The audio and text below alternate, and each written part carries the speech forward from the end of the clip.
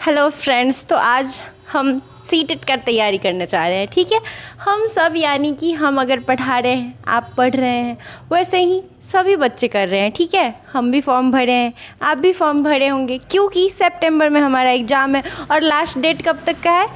10 जून तक है। ठीक है, तो टाइम बचा हुआ है, कम है। आज 3 या 4 जून हो चुका है या फिर 5 जून है। ठीक है, तो इतना कम टाइम बचा हुआ है हमारे एग्ज़ाम में। सितंबर में एग्ज़ाम है 2 या 3 सितंबर में। ठीक है, तो ये हमारा एग्ज़ाम है। हमें फोकस क्या करना है कि इतना पढ़ लें कि हमारा नंबर अगर कट ऑफ 110 भी जाता है ना, तो हमारा नंबर 120 आना चाहिए। ठीक है, फोकस इतना ऊपर का रखिए ना कि वहाँ तक पहुँचते पहुँचते उससे कम भी रहे ना तो भी हम क्लियर कर सकें। ठीक है, इतना आप क्लियर रखिएगा।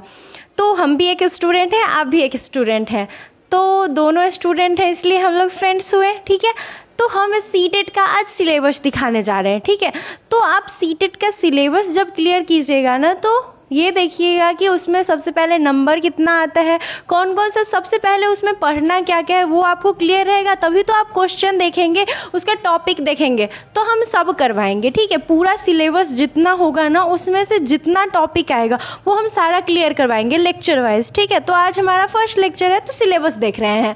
वैसे ही एक लेक्चर और लगेगा सिलेबस कवर करने में। ठीक है, क्योंकि बोर्ड इतना छोटा है और उसमें सिलेबस इतना ही लिखा जा सकता है। ठीक है, तो देखिए हम स्टार्ट करते हैं।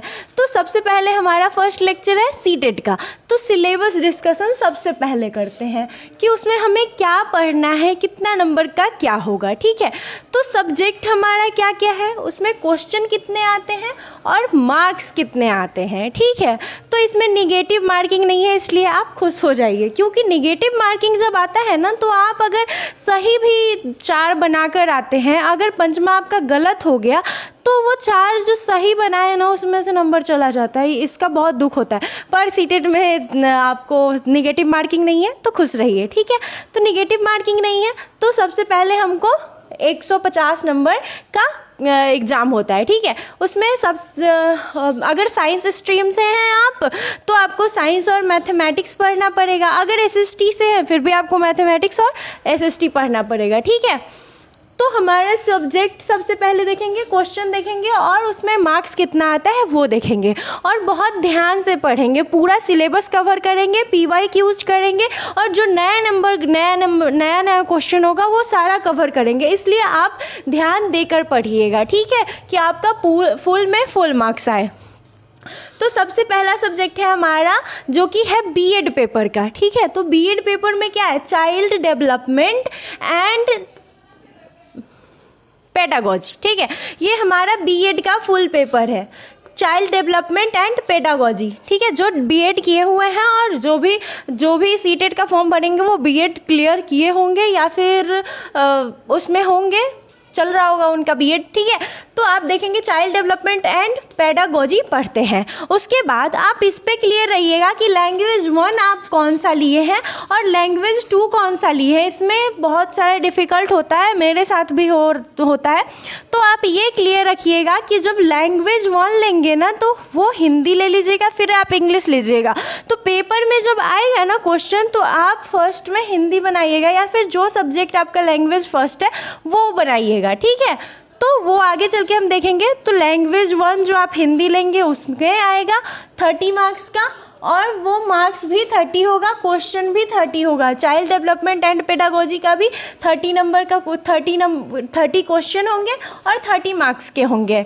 लैंग्वेज 1 यानी कि हिंदी में भी 30 क्वेश्चन और 30 मार्क्स के होंगे। ठीक है, लैंग्वेज 2 यानी कि इंग्लिश है, उसका हम 30 क्वेश्चन रहेगा और 30 मार्क्स। ठीक है, क्योंकि नेगेटिव मार्किंग नहीं है और एक नंबर का क्वेश्चन है। मैथमेटिक्स हमारा फिर 30 क्वेश्चन और 30 नंबर। साइंस भी वही हमारा 30 क्वेश्चन और 30 नंबर। टोटल हमारा क्वेश्चन हो जाएगा 150 और मार्क्स भी हमारा 150 आएगा। तो आप ये अचीवमेंट रखिएगा कि आपको 150 में 150 लाना है, क्योंकि आप सिलेबस कवर करेंगे, PYQs करेंगे, और जो भी ऊपर का क्वेश्चन होगा वो सारा कवर करेंगे। तो आपको इतना तो आना आसान सा काम है। ऐसे आसान तो हमको बोलने में लग रहा है, आप लोग को सुनने में लग रहा है, पर थोड़ा तो टफ है, पर हमारी लाइफ में टफ टाइम आते रहता है, उसको क्लियर करके हमें आगे बढ़ना है, कभी भी सैड नहीं होना है, ठीक है। तो वो हो गया। अब देखिए, हमें सबसे पहले मैथ देखते हैं, ठीक है, क्योंकि सभी लोग बोलते हैं मैथ टफ होता है, ये होता है, वो होता है, तो हम सबसे पहले मैथ को क्लियर करते हैं। तो मैथ में 30 मार्क्स के होता है मैथ, ठीक है। उसमें पढ़ना क्या है, देखिए आपको बोला जाता है ना कि 30 मार्क्स का है, 30 मार्क्स में आपको इतना मैथ पढ़ना है, फिर आपको 30 नंबर आते हैं। ये है ज़िंदगी हम लोग का कॉम्पिटिटिव एग्ज़ाम का। तो देखिए कोई बात नहीं है, सब क्लियर हो जाएगा।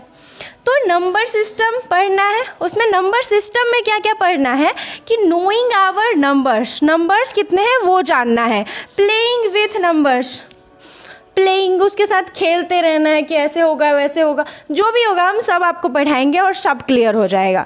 फिर होल नंबर पढ़ना है, इंटीजर्स पढ़ना है, फ्रैक्शन पढ़ना है और डेसिमल्स पढ़ना है। नंबर सिस्टम में हमें 6 चीज़ें पढ़नी है। क्या क्या पढ़नी है, टॉपिक क्या है हमारा, knowing our numbers, playing with numbers, whole number, integer number, fraction और डेसिमल। नंबर सिस्टम में हमें इतना चीज़ पढ़ना है। आगे देखिए, आगे है अलजेब्रा में पढ़ना है। अलजेब्रा में क्या पढ़ना है, इंट्रोडक्शन टू अलजेब्रा, अलजेब्रा का इंट्रोडक्शन पढ़ना है। फिर ratio and proportion, ratio and proportion पढ़ना है। फिर आता है हमारा जियोमेट्री। अब देखिए कम टाइम का मेरा लेक्चर रहेगा, एक एक लेक्चर आएगा या फिर 2-2 लेक्चर भी आ सकता है कभी कभी, तो आप ये क्लियर रखिएगा कि आप वो चीज़ देख लें। कम टाइम का रहेगा, पूरा समझाया हुआ रहेगा और उसमें छोटा छोटा टॉपिक भी रहेगा और आपको कम टाइम में वो चीज़ कैसे अचीव करना है वो भी आपको पता लग जाएगा, ठीक है। तो आप सारी जो भी लेक्चर आएगा वो आप मिस मत कीजिएगा, ठीक है।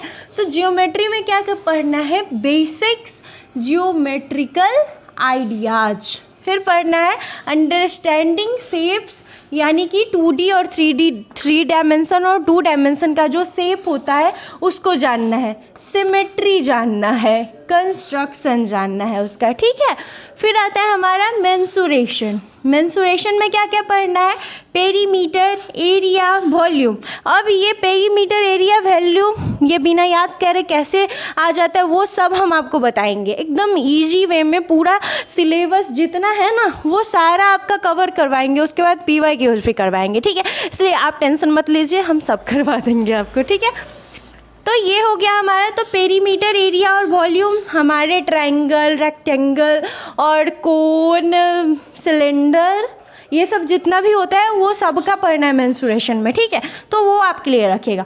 फिर हमें पढ़ना है डाटा हैंडलिंग। उसमें क्या पढ़ना है, टेबल्स, ग्राफ्स और इंटरप्रिटेशन ऑफ डाटा, ये सब पढ़ना है। फिर आता है हमारा मैथमेटिक्स पेडागोजी। इसमें हमको क्या पढ़ना है, नेचर ऑफ मैथमेटिक्स, यानी कि मैथमेटिक्स का नेचर जानना है, लॉजिकल थिंकिंग जानना है, टीचिंग मेथड्स जानना है, इवैल्यूएशन और रिमीडियल टीचिंग पढ़ना है। फिर आता है हमारा लैंग्वेज ऑफ मैथमेटिक्स और कम्युनिटी मैथमेटिक्स। ये था हमारा मैथ का सिलेबस जिसको 30 नंबर लाना है और इतना सारा पढ़ना है, पर कोई बात नहीं, सब हो जाएगा, सब क्लियर करवाएंगे हम और जो भी होगा सब क्लियर करवाएंगे आपको टेंशन लेने की ज़रूरत नहीं है। जो भी होगा सब देख लिया जाएगा और सब क्लियर होगा, क्योंकि अचीवमेंट बहुत बड़ा है और हमें अचीव करना है। अब सब बोलते थे ना कि टीचर बहुत छोटा सा है, कैसे भी कोई भी निकाल लेगा, तो जो मिडिल क्लास के फैमिली होते हैं, मिडिल क्लास लोग होते हैं, वो क्या करते हैं पता है, उनके लिए एक टीचर का भी अब जॉब निकालना बहुत टफ हो गया है। पता है क्यों? क्योंकि इसमें हमें सीटेट देना है, PPSC देना है, और जो BSc कर रहा है उसका एग्ज़ाम देना है, फिर BEd का एग्ज़ाम देना है, सीटेट देना है, BPSC देना है, फिर बोल रहा है कि इंटरव्यू भी आ गया है, इंटरव्यू देना है। कितना कुछ हो गया, एक टीचर को टीचर निकालने के लिए इतना कुछ हम लोग को करना पड़ रहा है, आप समझ सकते हैं, ठीक है। तो हमें सब अचीव करना है क्योंकि सक्सेस बहुत ज़रूरी है, अपना इंडिपेंडेंट होना है, इंडिपेंडेंट होना बहुत ज़रूरी है, क्योंकि दूसरे पे डिपेंड होकर रहना बहुत मुश्किल होता है। अपना घर वाले पे भी डिपेंड होना ना एक बोझ का कारण हो जाता है, ठीक है, हम लोग बोझ लगने लगते हैं। इसीलिए कभी भी बोझ ना हो, इसलिए इंडिपेंडेंट बनिए, ठीक है। तो आज के लेक्चर में इतना ही। आगे के लेक्चर में हम सिलेबस कवर कर लेंगे, उससे आगे लेक्चर में हम पढ़ना शुरू कर लेंगे, ठीक है। तो सारे टॉपिक पढ़ाएंगे और बहुत इजी वे में, ठीक है। तो थैंक यू, इतना ही इस लेक्चर में। Thank you.